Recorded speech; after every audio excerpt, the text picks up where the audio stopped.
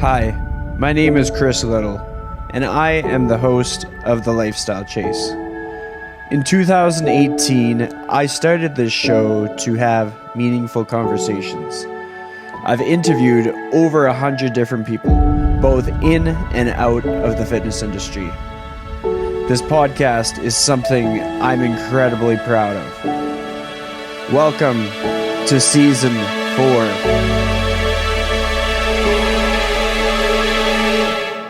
Thanks for joining me. All right, so welcome to the Lifestyle Chase, and I am joined by a return guest, the one and only Kaniuch. Did I get it right this time?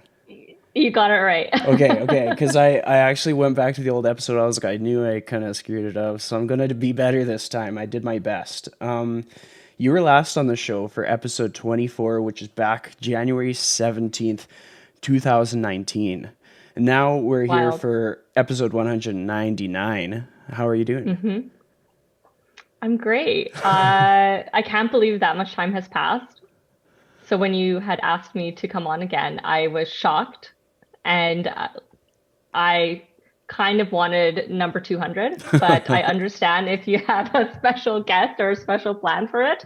But it just, 199 is so close.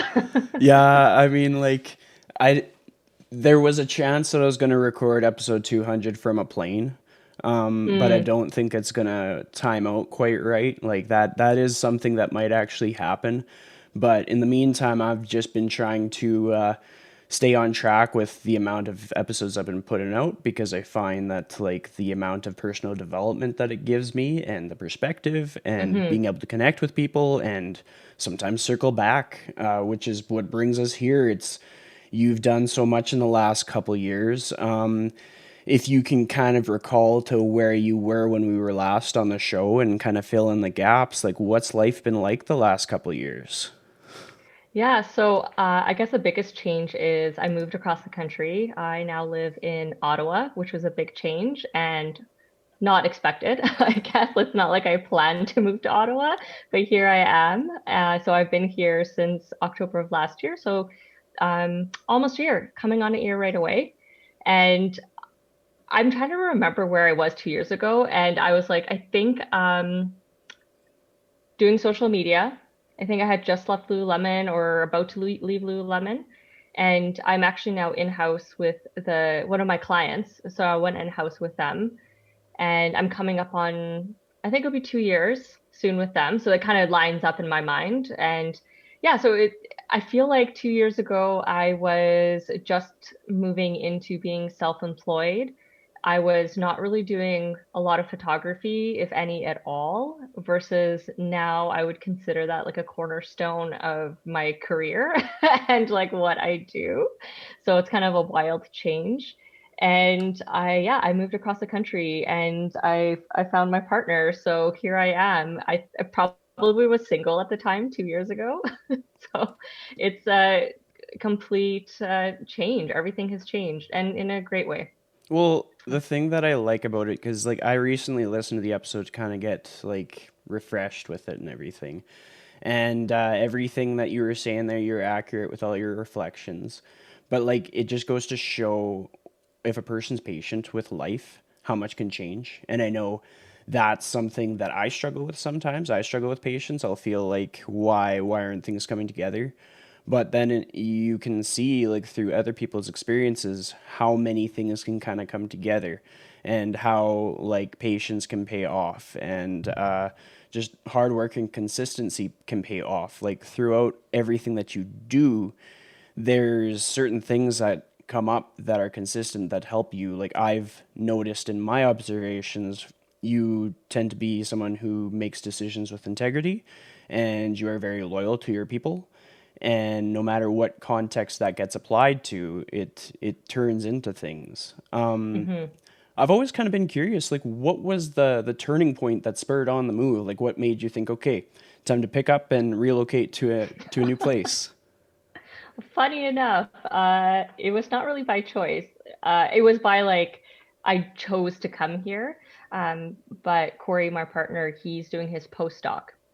So we were really early on in our relationship. It's kind of wild. And we joke now that if the timing was almost like the week after we started dating, shutdown happened. And so people might have thought, oh my God, they're just like a COVID couple, but it's not that.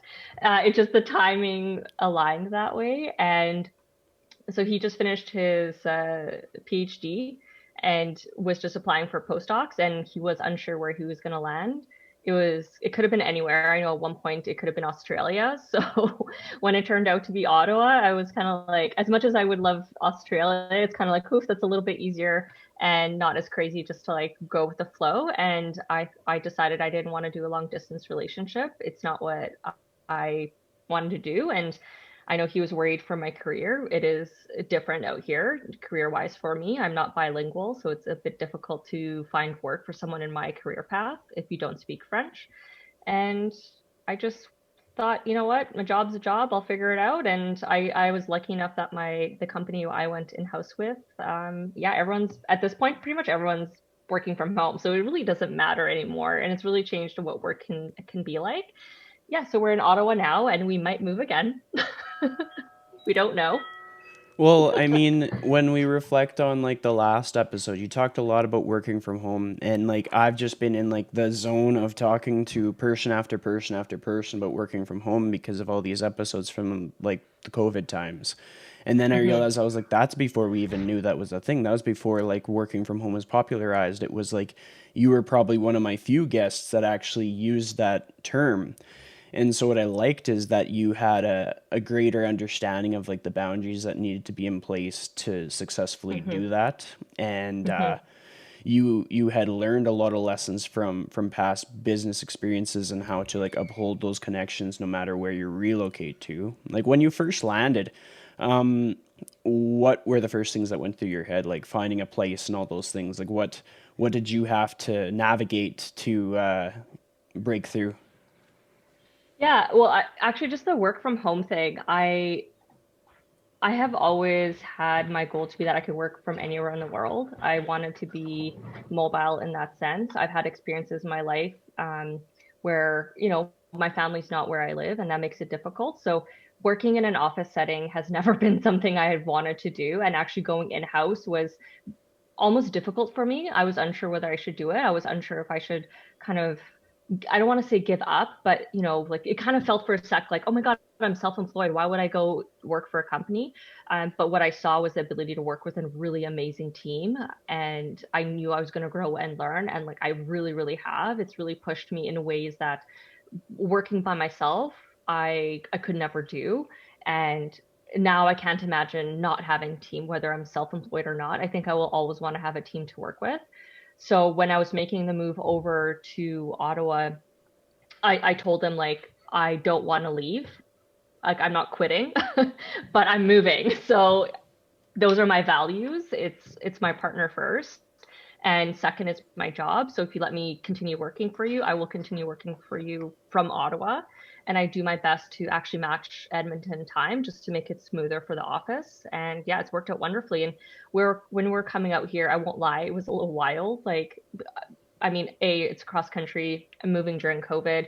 Um, it's renting is very different in Ottawa. So we spent a lot of time searching for apartments, and I had never been in the city. My partner had, so at least he kind of knew the neighborhoods, and that kind of helped. And we did a video walkthrough, and like on the video, I was like, "Let's take it," because it's just you kind of have to hop on the opportunity in the city. So yeah, we just did it through a video, and the first time I saw it was when we got the keys. So it was, I mean, we live in a wonderful neighborhood. We joke that majority of the people here are retired.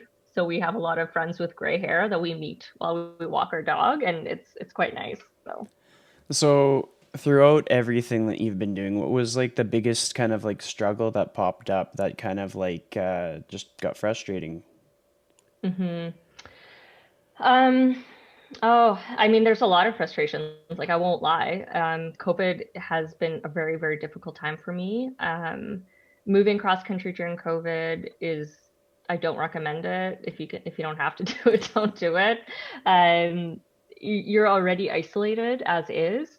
And moving to a new city, I really, really missed my community immensely. And I do understand that if you're in Edmonton, you're also not participating, or maybe you're more now, but especially like during the winter, it was really difficult. So I definitely started reaching out to certain people as soon as I landed here in Ottawa. I'm trying to, make some contacts with like-minded people, but it's not the same, like going for your run collective runs like you do in Edmonton, or you have your run groups, your favorite gym, or all those things. And that's really where I got my like you got to see people, especially when you work from home. You're just like always in the same space. And it was very difficult for me. I love working from home, but I always had that release valve of leaving the house and getting to go out into the community in some sense. So that's been the one of the most difficult things for me, and I've definitely struggled through it. And that said, like I have wonderful friends who've stayed in contact with me, via text, Zoom calls, Instagram, you name it. Like I talk to people, but after a while, you reach a max of how many, phone calls and Zoom calls you want to be on, and you just want to talk. And even if it's just to go for a walk with a person in, real life, I miss that. Yeah, for sure. I mean, like my experience has felt very similar, even though geographically I might be close to a lot of people. But it's just like I feel like a lot of people have forgotten how to reach out to each other and how to make plans and how to make the most of what we can do in life. And when we're kind of talking about like our struggles throughout this whole situation, I feel like a lot of people relate to it and they just don't know how to express it. Like so many times I'll go through Instagram and I'll see somebody post something. I'm like, okay, like this is kind of saying something about this person's experience and it's speaking to me. So I'm just going to just shoot the shit to them and see what's up. Like just say, Yeah, hey, how are you? Like, how are you actually? yeah. And then like what I think is an underrated skill is the ability to break the ice and just ask a person if they want to go for a Mm-hmm. walk because it does no harm. And like a person might not be in a mood or in a place in their life where they want to just spontaneously do things, but what's the harm in just checking and seeing kind of thing because like that might be the light that somebody needs. But with respect to the people that you have stayed connected with, what has been like the because I'll kind of share something that I've learned in my connections with people over Zoom calls and stuff. Like I've learned that I've been able to grow closer with people virtually than I ever thought possible. Like I feel like I've Mm-hmm. made some of my best friends through Zoom calls now. Like people, some cases I've never even met them in person, and we've been able to do like fun social gatherings, and it does get old. But for yourself, given that that was sometimes your only option, like did you have any breakthroughs in all those like Zoom calls and Instagram chats and stuff like that? Yeah, I started sending a lot more video messages through Instagram. So just like me talking at the phone in a video, just like I have a random thought and I will just send it. And it's fun because it kickstarts a lot of like fun conversations and like thinking about this today moments where, you see something and you're legitimately thinking of someone and you just send them a message and you know that they're going to relate to it. So yeah, I've definitely been using video messages quite a bit more. One of my friends that Ali, I work with her actually quite a bit on client work. She calls me just like randomly, and I kind of love it now. We joke if we don't talk for a day or like see each other's faces for a day. And we used to work in the same office. And so she left and she now does her own work and brings me on just to help with support her in client work. So we've maintained and are like actually have grown our friendship over COVID. Like I moved across the country, but now I just feel it's like I talk to Ali every single day, whether it's text, phone call, or video call, and it's just been lovely. And yeah, I figure there's just maybe not figure, but I agree with I've been able to grow certain relationships over COVID that I'm not sure maybe they would have grown as much if we were in town because the expectation would be that you have to like see that person in person versus now it's like we're never going to see each other. So I'm just going to always message you or send you this random, video message of something I found. I have my plant friends, and today I picked up a cabinet for my plant friend, or for my plant. I have a winter project now, and I messaged my plant friends this like crazy cabinet that almost didn't fit in our van. And, I don't know if I would have done that if I were living in Edmonton. And, it's like this weird life moments, and I'm just sharing them one on one.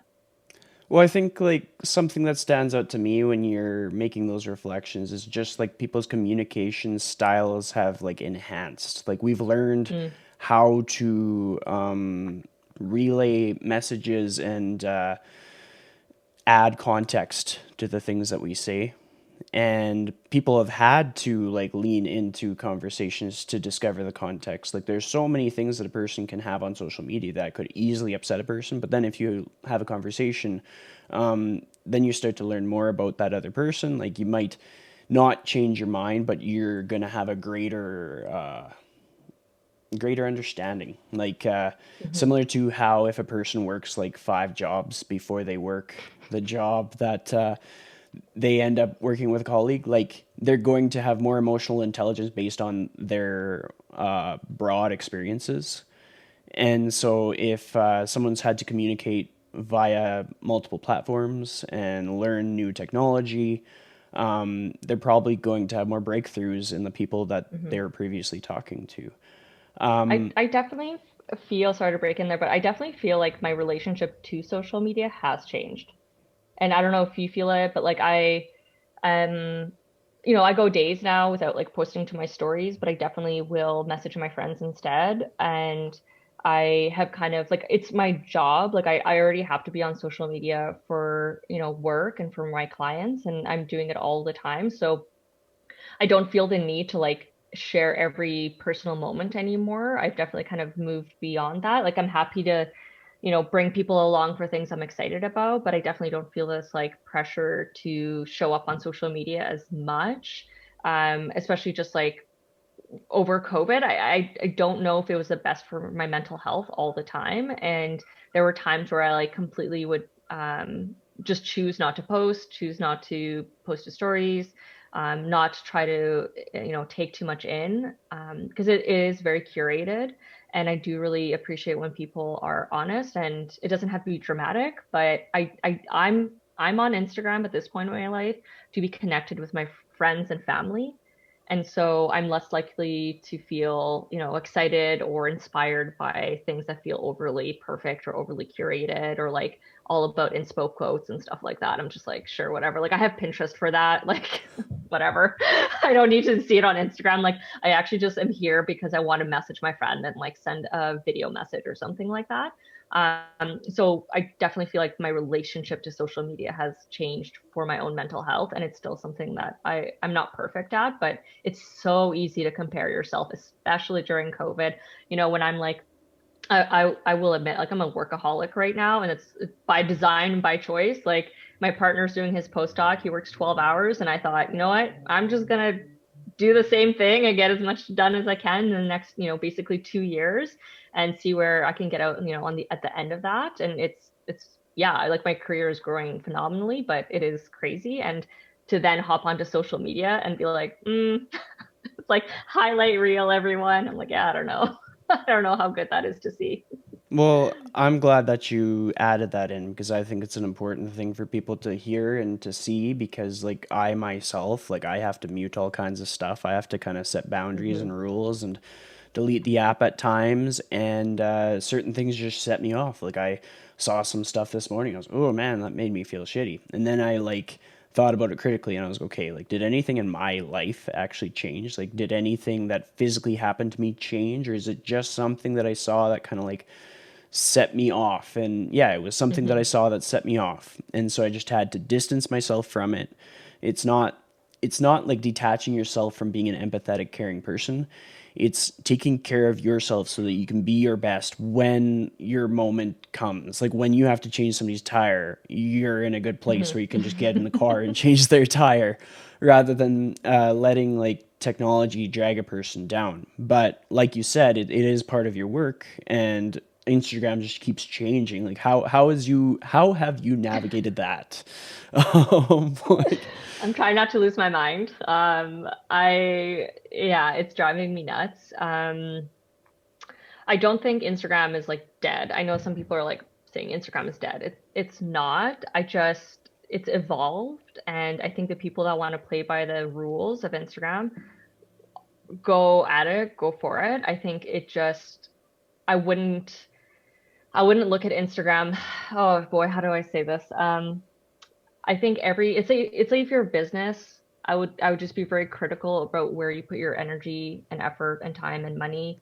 There could be other ways or other methods that might be more beneficial to you.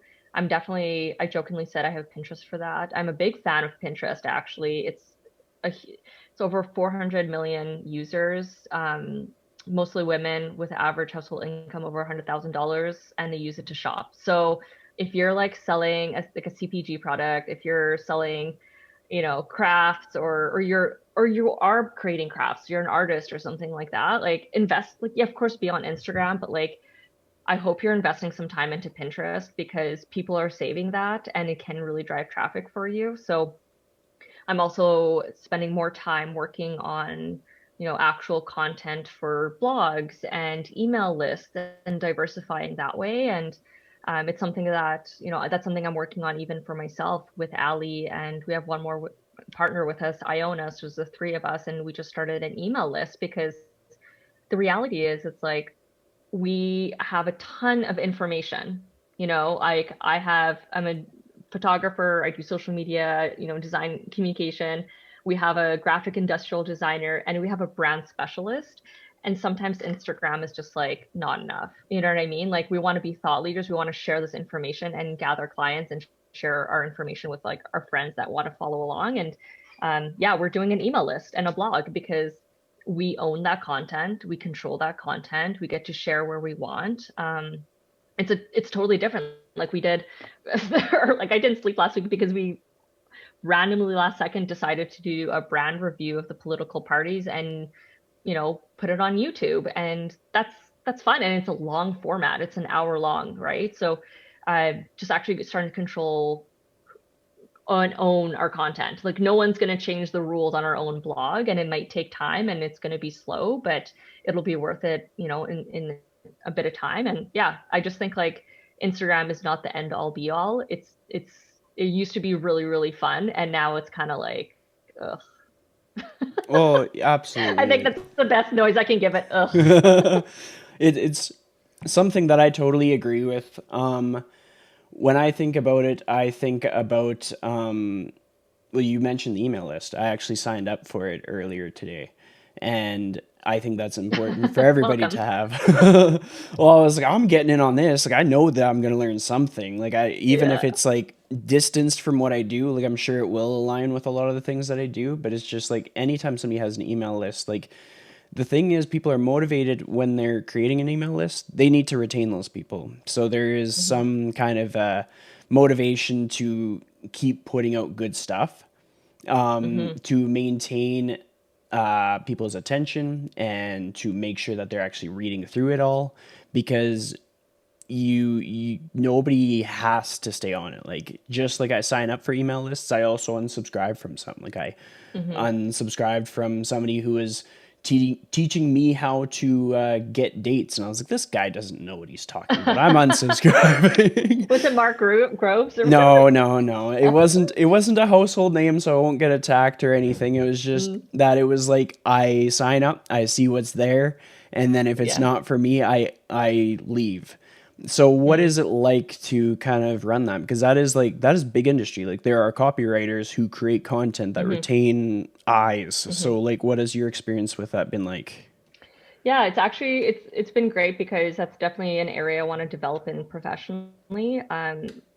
Yeah, whether eventually like I hire copywriters or whatever it is, one of my goals ultimately is just to be paid for my brain. And that means I have to write down my thoughts and I have to become more articulate. And it's a really great form of practice. And much like if you start any social channel, it's going to probably evolve and I'm not going to be perfect every time. And what we have done and what I really appreciate with Ali and Iona is we're trying to break up our work as much as possible. I still have a full-time job, so I'm not, as active as I am with the clients, like Ali and Iona. It's their full-time thing. And then I step in to do research, to write some copy, things like that. We were working on some really cool brands, and I just bring my experience to the table. And then I kind of try to own the content creation for our side.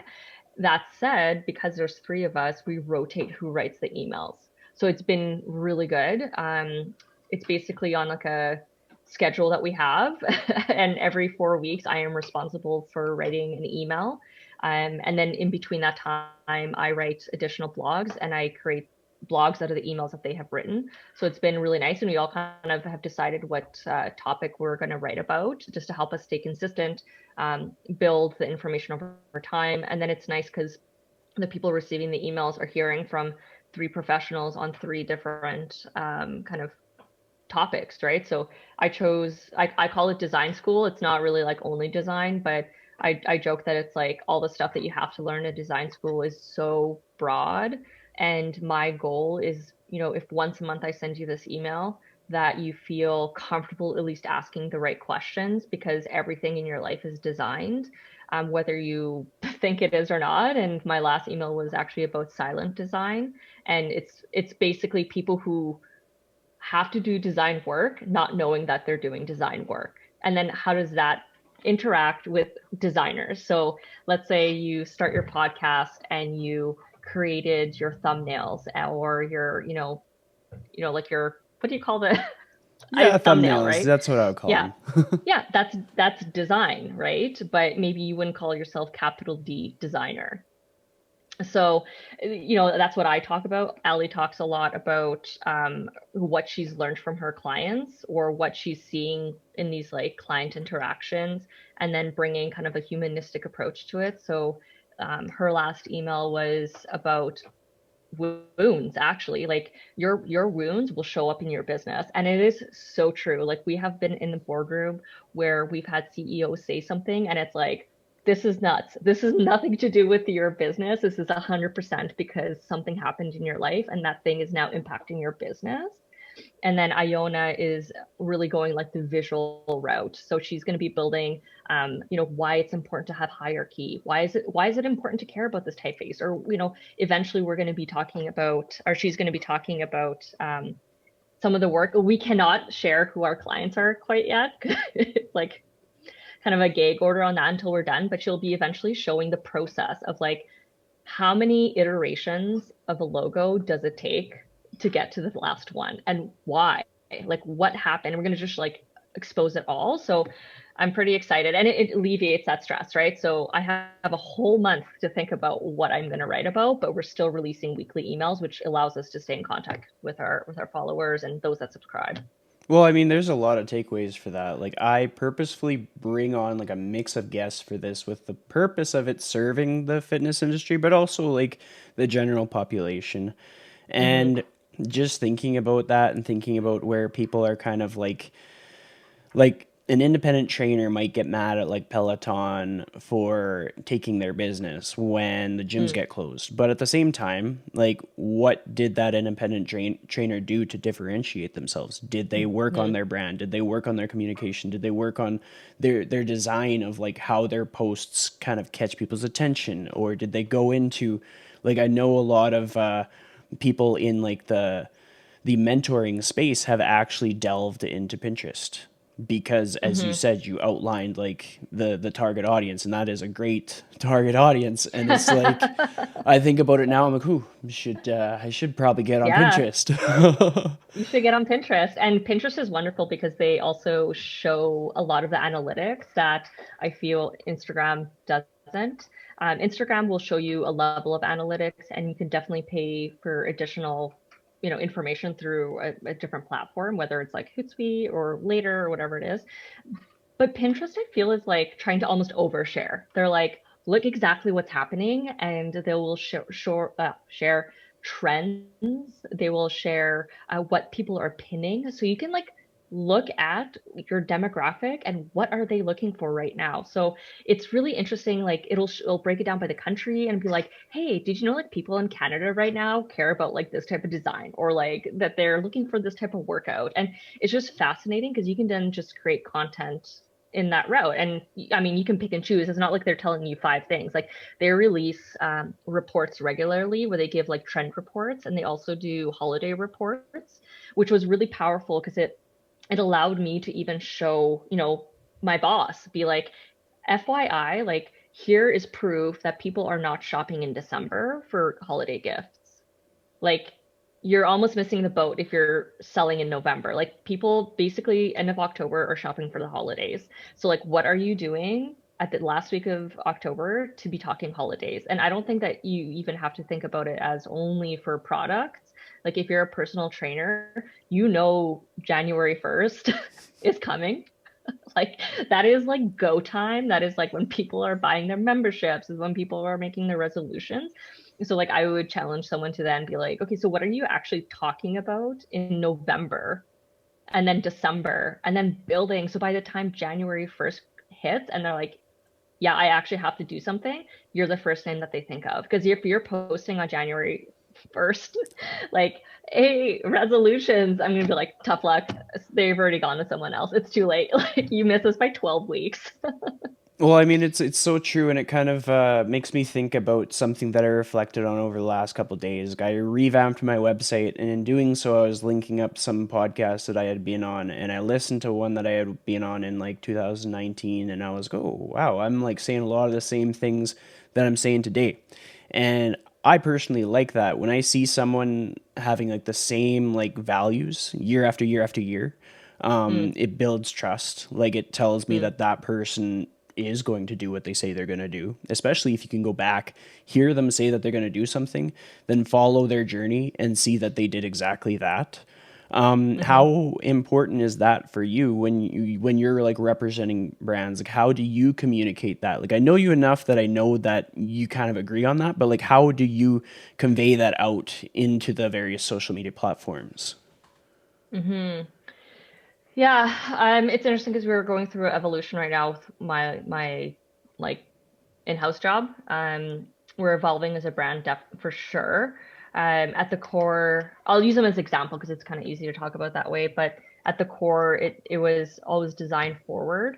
Um, and now we're moving towards actually just trying to work with artists more. And so we're trying to move away from like this image of being a huge company, which I the marketing side, like when I worked with Ali, we always were like, it's not helping us to act like we're this huge company, to be real. Like when you DM this, my company, I'm the one replying. I'm also the, support. So like this morning, someone ordered a product in red and I got the email asking, can they swap to white? Like I hopped on Shopify. I took care of it. Like we're not huge, and then I'm also the product photographer. I'm also the illustrator for our decals. Like I'm all these things. And so we're finally, I think, actually coming closer to who we are. Like I feel like we're finally aligning who we are and showing our audience. I think it's like good because before we're this air quotes huge company,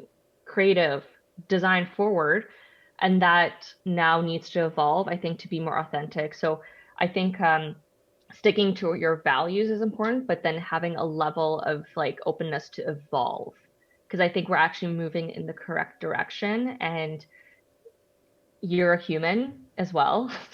Like a brand is a brand is a brand, but you're a human and you're allowed to change your mind. You're allowed to evolve and grow and learn. And so is your company allowed to do that. And maybe you'll lose some followers, who cares? Because you'll gain the right ones. So I think like if you know that value and the thread for my company is like creativity. And so we're sticking to that, but we're actually getting closer to who we really are. Does that make sense? Like we've always been design forward. We're still going to be design forward. The difference is we're actually being more authentic because in the past we're like, we're huge. Now we're like, actually, there's like four of us. And we're still designing creative and like we're going to be human about this.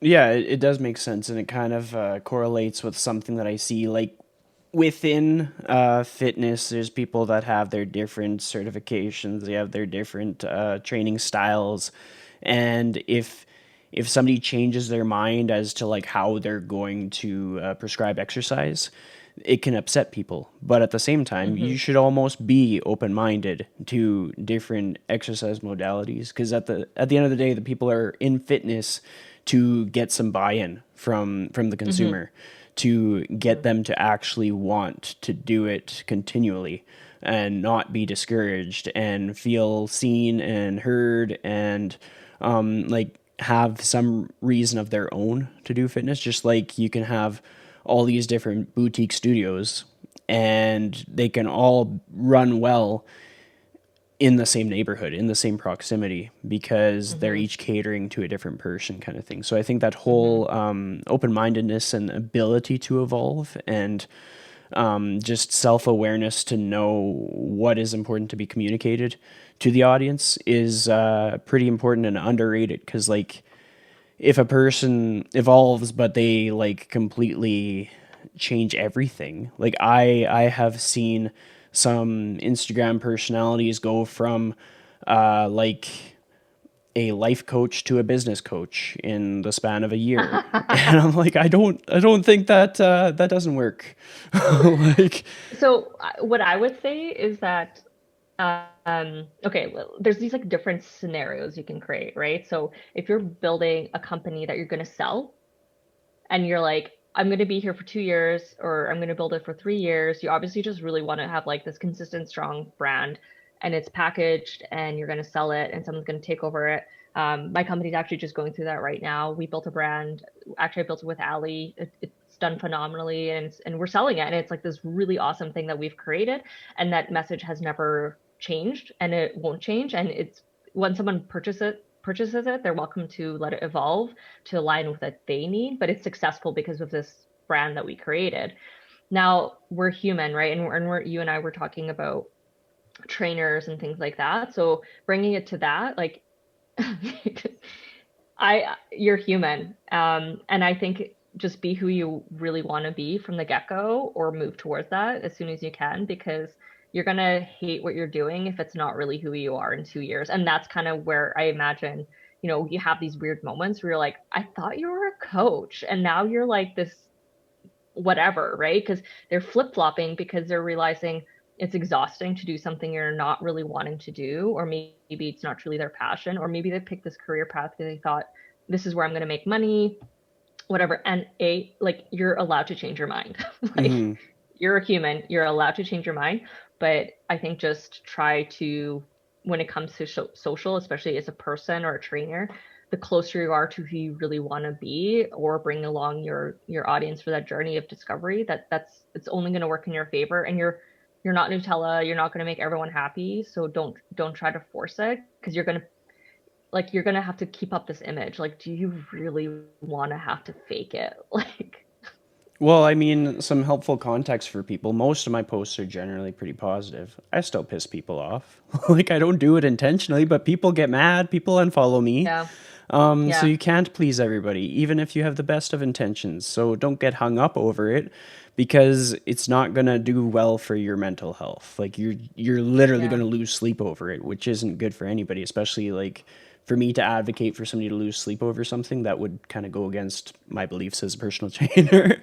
So it's Hmm. like be authentic and own the fact that like you're going to upset people and you're not even going to have the answer why. It's kind of like you talked about, like people kind of projecting what they're battling with into the brand or into the board meeting kind of thing and realizing like, oh yeah, that has nothing to do with the company. That is something that you are battling with. Like people do that on social Hmm. media all the time. 100%. And social, it's often people hide behind it, right? And some people will post with their name, and there's a lot of people that will have an avatar and comment or post with something they could hide behind. And it's just the reality. I'm on Reddit a lot. Oh, I actually love Reddit. I love Reddit. I just, someone like if I find a post, I will always read the comments because I find them so fascinating. And I will say I obviously kind of curate what I'm willing to follow and, there's awesome like fitness communities, there's amazing photographer and art communities that I follow. And I definitely learn a lot. I'm a lurker. I don't comment a lot, but I get a lot out of it. And yeah, people will just say whatever they want to say because it's easy on social media to hide. Like, how many times have you read a comment and been like, you would have never said that to someone in real life to their face. Every single day. I'm like, I wish these people had the guts to like hop on a Zoom call with the person they're saying it to, because like they wouldn't be able Hmm. to get the words out of their mouth. Like that is a lot of pressure to say some of the things that people are saying in comment threads, and to Hmm. actually see a person's reaction, the emotions that that would bring. Like just seeing people wish for a business to close, no matter what the context is, no matter what year it Mm. is. If it's a like an independent business owner, like you got to have some big balls to say that to somebody, because the reaction that you're going to get is going to be like extremely passionate. Hmm. So I wish people couldn't hide behind the private account or the anonymous whatever it is, because it's just it doesn't do any good. But something that stands out about what you do is like your photography. Like I'll Hmm. go scroll through things, and just how you capture moments, and whatever process that you go through to edit it stands out. And I've even like sent people to your account to check it out, like different content creators that I know that are looking for other accounts to follow, because I'm like, well, her work stands out. So like, how did you get to that level? Like, what were the things that you had to do to kind of like build up the blocks? Yeah, yeah. I'm very lucky that I have friends in the industry that are way ahead of me. Early on, I don't want to say stumbled, but I kind of stumbled across a couple of accounts in Alberta. Alberta has a phenomenal photography community. It's very strong. And I made some really great friends. And I actually, one of them is Lost Coordinate. So he encouraged me to also apply for a Travel Alberta kind of like program that they had. And I was shocked that they like accepted me. Like I would be like in a room and be like, oh my God, the guy next to me has like 50,000 followers. And I'm like, I think at the time maybe had 2,000. And like I don't have a ton more now, but I felt really, really lucky. And they're good people, so they just kind of cheer you on, and they like they would answer my questions, and I just practice a ton. And that's like I bring my camera everywhere, and I'm very lucky that I'm surrounded with people that kind of have faith in me. Like they'll see my work and they'll hire me. And I think of, Browns, like I originally was hiring Des Isles. So I would hire her to do the photography, and she moved. And Naheed, the owner, was like, why don't you just do the photos? I was like, oh my God, I can't. Like, I'm not a good photographer. And he's like, are you crazy? So I just started doing the photos, and I started doing the photos for the account. And then, like, I evolved. Like, I look back on some of the photo shoots I did when I first started doing them. And I was like, I mean, they're not horrible, but I definitely could do them better now. And now, like, I have Hannah. I don't live in Edmonton anymore. So I hire Hannah Hamilton now, and she's phenomenal to work with. If you're in Edmonton, highly recommend her. So I've kind of like just built a community of really good people. I even think of my job that at the time was, my client. And I went from running their social channels to them being like, why don't you just do the product photos? Let's just bring it in house. Let's just do it. And I look back on like what I was doing my first photo shoot versus what I am doing now. And it's like night and day. Like I cannot tell you the difference of like my product photography now. It's just shocking. And it's been within 2 years. I don't think like my portfolio then to now is unreal. So if I were, if I were talking to someone just starting out, I would be like, find a good community, find a couple people that are better than you. I'm really lucky, Braden from Lost Coordinate, he literally will take phone calls with me when I have questions about equipment. Like I'm not like the biggest tech person, and I spend also a ton of time on YouTube learning. I pay for Skillshare. I am constantly practicing. I use my own personal account as a way to try new things because it doesn't matter. Like I do what I want to do. And I think now moving, I'm way more comfortable in editing, like Photoshop as well. These are all skills where it's hours. It's just putting in the time, and it's bringing my camera everywhere. It's taking every opportunity I can take. It's learning. There's no magic behind this. It is literally just put in the hours, and I'm sure you understand that as well for like training or anything, like even yoga, teaching yoga, like anything. You got to just put in the hours, and I still have so far to go. Um, but that's the beauty of these types of crafts. It's like actually never ending. And now I'm like with my editing, I'm really excited. Just even this is the last thing I posted. I was like, my boyfriend surprised me with tickets to the Van Gogh experience, and I've been starting to edit in a little bit of like almost illustration into some of my photos. Yeah, it's just fun letting myself evolve and play and learn, and that's the biggest thing. I think like spend the hours just like figuring it out on YouTube, Google it. It's all there. Get something in a Skillshare and then get a community and just put in the hours and you'll be shocked where you can be within, 6 to 12 months. You won't even recognize your work. Well, I mean, it's so true, and I like that you mentioned Skillshare because I signed up for it after I saw it in your feed, and like I chatted with you about it, and like it is what it takes. Like you just have to seek out that information. And you talked Hmm. about lost coordinates, and like I've chatted with him in the DMs, and he's always been like a very like giving person. Like Hmm. his schedule is very full. Sometimes he has to guard his time because like everybody, Hmm. people are human. But anytime that I've had a question of him, like he has been extremely like supportive and like giving of his time. And that's the beauty of like meeting people like that. Like you mentioned Hmm. Nahid, he's one of my favorite people. And just Hmm. how he said like, why not do the photography? I love that about Yeah. him because everybody needs somebody that like that in their life. Hmm. If they don't hear that, sometimes they won't even do the thing.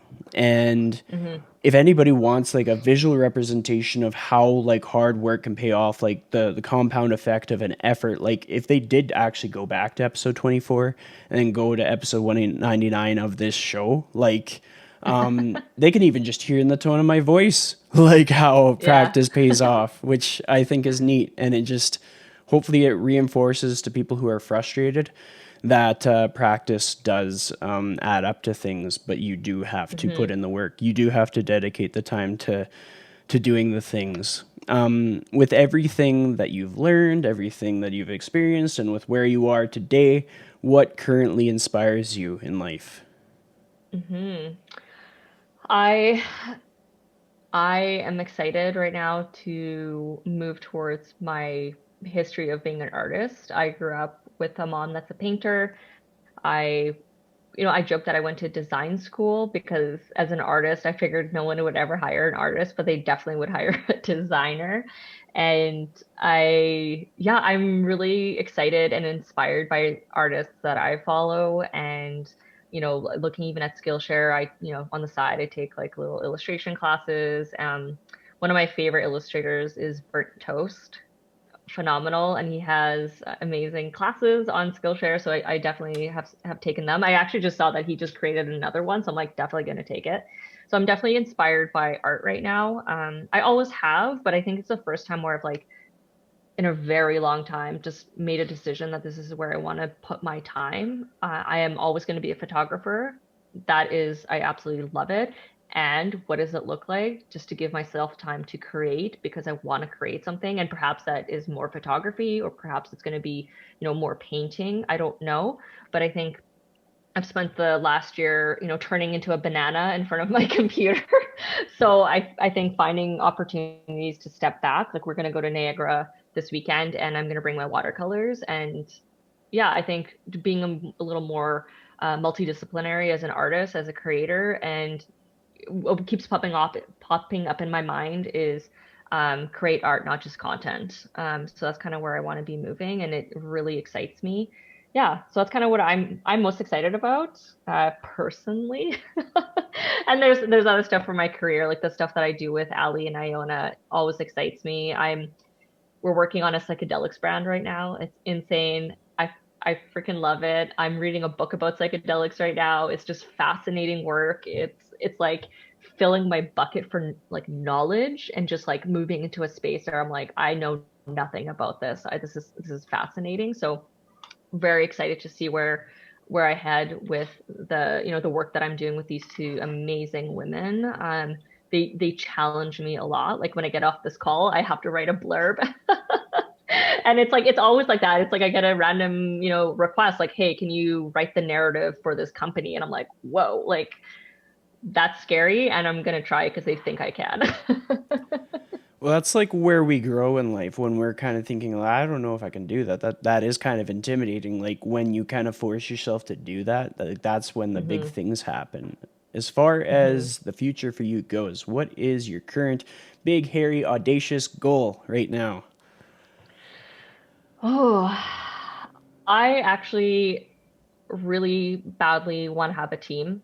I have that already with Ali and Iona, and we are pushing each other to get to a point where we have built a team out under us. I love working in a team atmosphere, and it's a huge shift mentally for me to go from wanting to be a solopreneur, a one person show, to suddenly being like, I actively want to be responsible for other people's, like, I don't want to say responsible for their career. It's not my responsibility, but I want to be creating opportunities for other creatives. So I am actively, I literally have reached out to someone in BC to be like, hey, I want to take on a new client. Can I hire you to do the copywriting?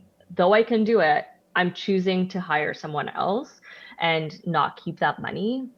So I haven't like set a number or how big I want it to be, but I definitely see myself in the future as having a team to work with that I have created and cultivated over the years so I can be inspired by people that are better than me. Like I think especially if you're in social media, I'm not going to be on top of every trend for the rest of my life. There's just like no way, so like the next platform that comes out, I don't want to have to run it. I want to have someone that is like very excited about it to run it and create that content, and I want to help them and move them through their career. I just think back on who I was when I graduated university and all the things I wish someone had done for me or done with me or like given me feedback or any of that stuff. I'm just like, I want to create that environment. I want to create an environment where someone can grow as a designer, a copywriter, an artist, and feel safe to make a mistake, God forbid, or like learn a little bit about their business or whatever it is and be like compensated for it. Because, man, I desperately needed a mentor when I was in my 20s and I never had it. It sucked. Well, everything that you outline there, I think if there's any trainers that are listening to this, like this applies to trainers. Like this is directly applicable because as far as like the long-term sustainability of personal training, like you cannot do it alone. And Hmm. as far as like growth of a business or like meeting like financial goals, like you do need to either outsource or create a team. I mean, like some people try to do it all with content creation. They can't. Like some people are going to be Hmm. destined to write. Some people are going to be better off doing speaking events. Some people are better off with podcasts.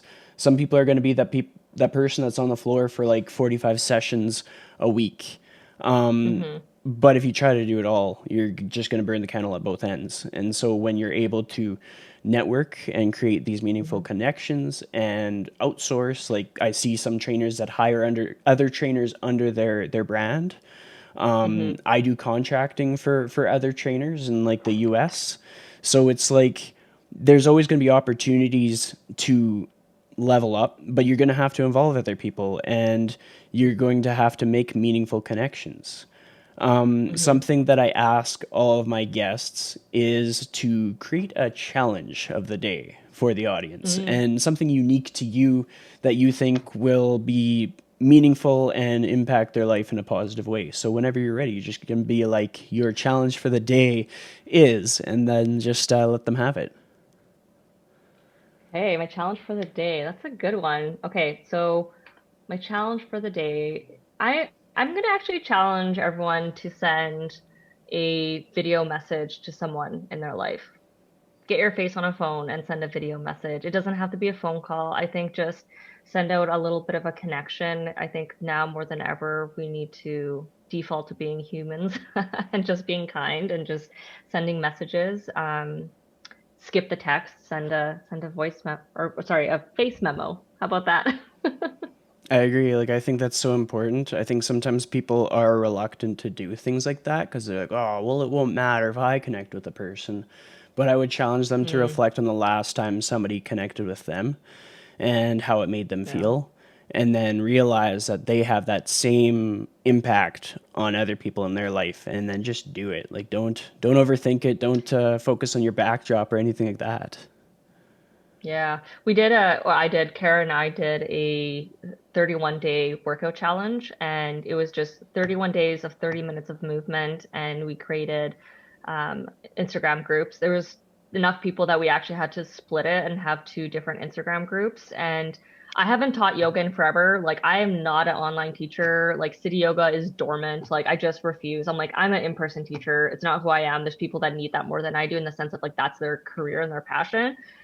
When it's back to in studio, I'll go back to that. So I was just missing that community. We did the 31 days, and it was really fascinating in the beginning versus the end, how people were communicating. They really held me accountable. I was literally moving every day, and I challenged people to like get their face on there and just be like, introduce yourself, because there's someone in this group that's going to be your like next friend. And some people were comfortable and some people were uncomfortable. And by the end, it was like, way more normal, and it felt so good because it would like hop on and I'd be like, right, I got to get moving, and this person's cool, look what they're doing, they're hiking, I can at least go for a walk today or something like that. So I think more than ever, like you can still have community even if it's digital. I know it's not for everyone, it's not ideal, but get out of your comfort zone and send that message. I'm gonna bet you'll be surprised in a good way. Definitely. And with that being said, that'll wrap it up for us today. But I'd like to thank you so much for taking the time to come back on the show. Always happy to come back.